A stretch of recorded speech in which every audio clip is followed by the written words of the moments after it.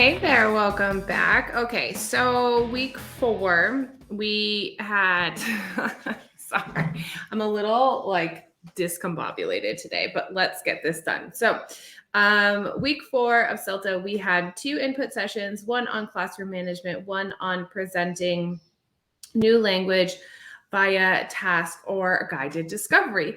And then we had TP1 for 3 of the candidates that I was observing.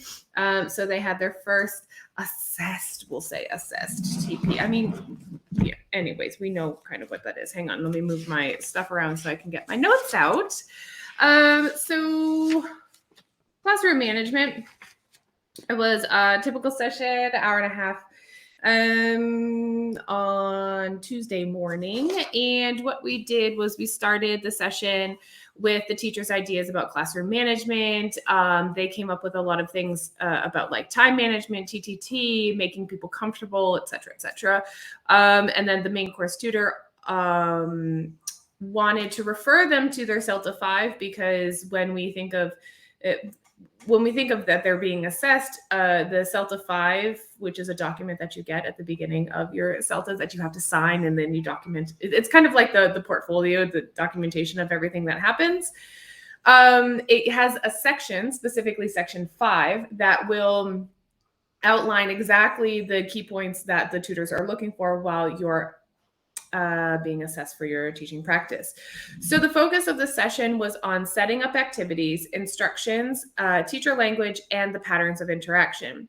So the instructions, he had a slide with a diagram that had a task cycle or activity cycle, starting with the setup, running the activity, and closing the activity. So the teachers were sent to breakout rooms to brainstorm what exactly happens when we're setting up activities, when we're running activities, and we're closing activities. We had to double check about systems and skills and talk about those to differentiate this a little bit. And the teachers were posed with the question, which I thought was wonderful, to justify their salary, meaning why should students pay you? Awesome question, because if you're doing something that the students can do on their own, you can't really justify your salary. We also showed, I was observing. The main course tutor showed a chart about habits for giving instructions on a scale. So they worked in small groups talking about what their normal practice is when they set up and give instructions for students. They also had a jigsaw reading activity where they were matching tips to descriptions and kind of like headlines to descriptions, that type of thing. They were sent to breakout rooms. Then, of course, since it's a jigsaw, they switched back and forth. And then the whole group needed to clarify the 11 tips and exemplify them, just to confirm that they really understood what the text was talking about. Then we did some completing of advice. There was an advice slide, and they had to complete it on how to grade language. Yeah,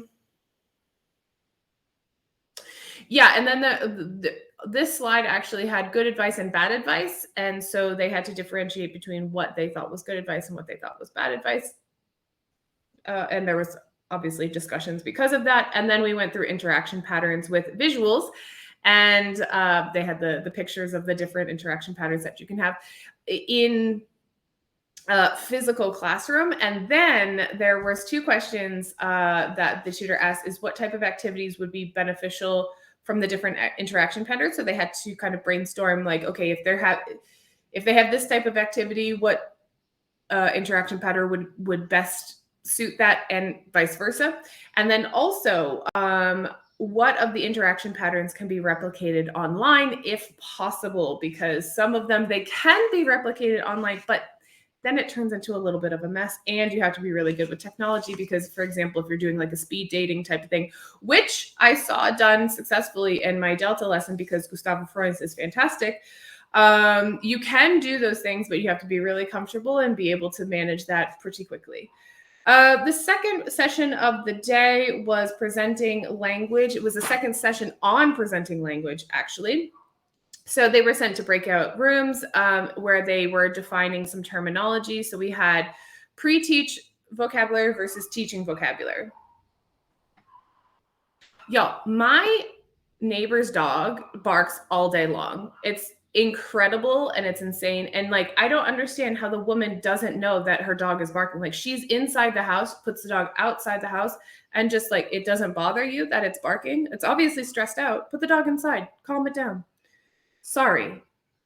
Mini rant. Okay, I vented. I'm fine. So the teachers had to define pre-teaching vocabulary versus teaching vocabulary, and what is the difference between those things. We also went through target language, incidental language, emergent language, and language for the task, and how those are different. So really like clearly defined those. Then what happened was the main course tutor did 3 demo lessons, like mini lessons, right? So not like a full lesson, but 3 mini demo lessons, where the first one was ECDB, so elicit, check, drill, and board. So that was the technique that he used. It was types of houses. So he was, doing the CCQs and drilling pronunciation, asking about spelling, et cetera, et cetera. And then what happened was, okay, I'll give you the second one. Then the second one was presenting the language via a task. So they were given,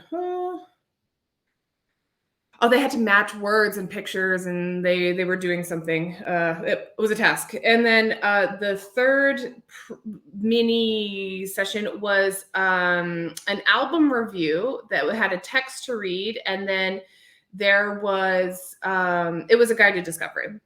They had to go through the guided discovery sheet. So those are the 3 mini demos.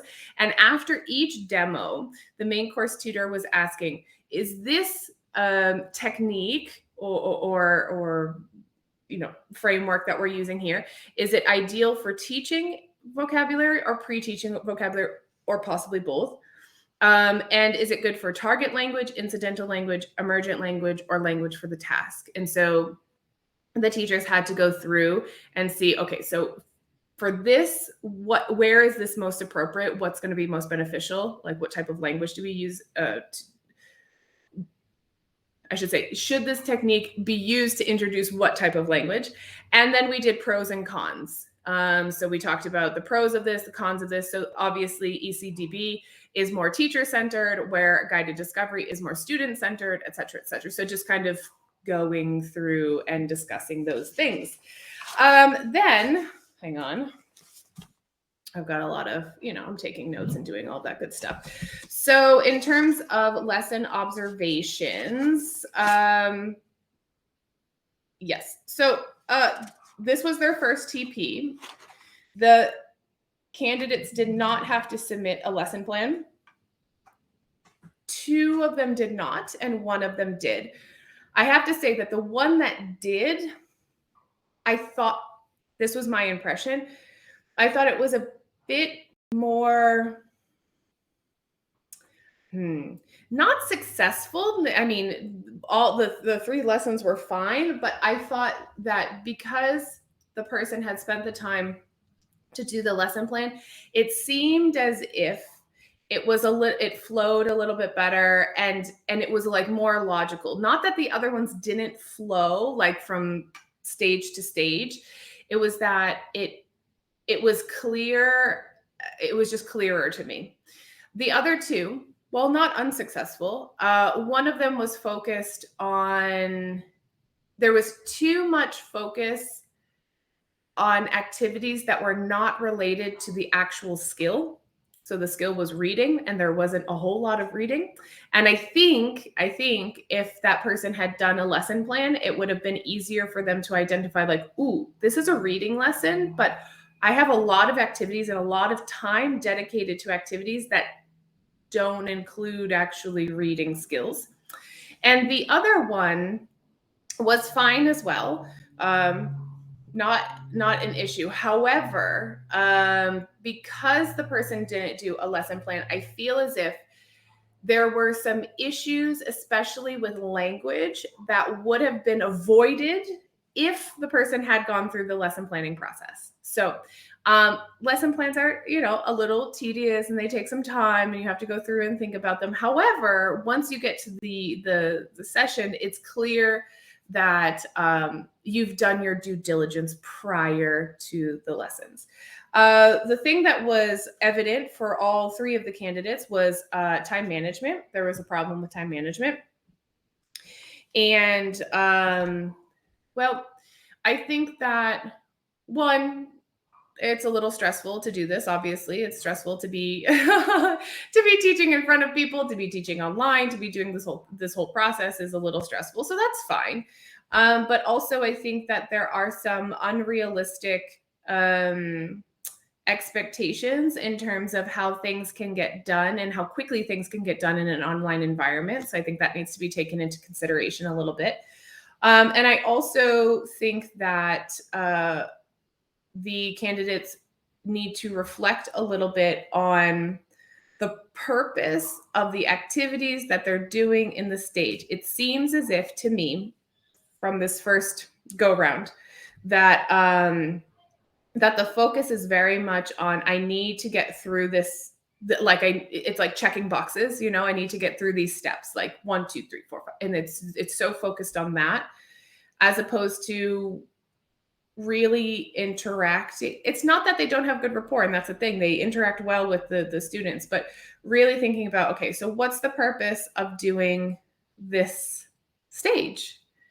And, you know, so we have to think about that. What's the purpose and what am I going to get out of that stage? And then also thinking about, okay, so what's the purpose here and how can I naturally interact with people? And then also, just a point, because time management is an issue for people, especially on CELTA. I mean, this is not uncommon. I had time management issues. Everybody has time management issues. But time management issues doesn't mean that you're not following the time. I think people need to be reflective. If you have a time management issue, that is a symptom, not a cause. So what is the cause of your time management issue? Do you have unrealistic expectations of the stage, of the task? Do you have,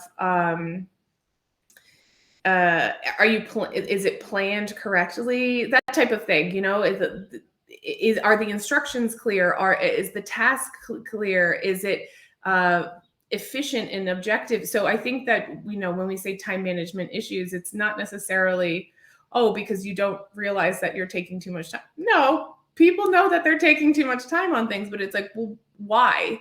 So I think we just need to go back to being reflective of, like, why did this task take longer than anticipated? Was it the reaction from the students? Was it too challenging? Was it, if you blew through your lesson and you have extra time, like, then was it challenging enough for them? Or, you know, that type of thing. So time management is not necessarily, oh, I have time management problems. You have probably planning and staging problems, or materials problems or something along those lines. So yes, or instruction problems. Yeah. Okay, so that's it for this week. Overall, they were successful lessons. It's fine. They were able to go through the stages appropriately.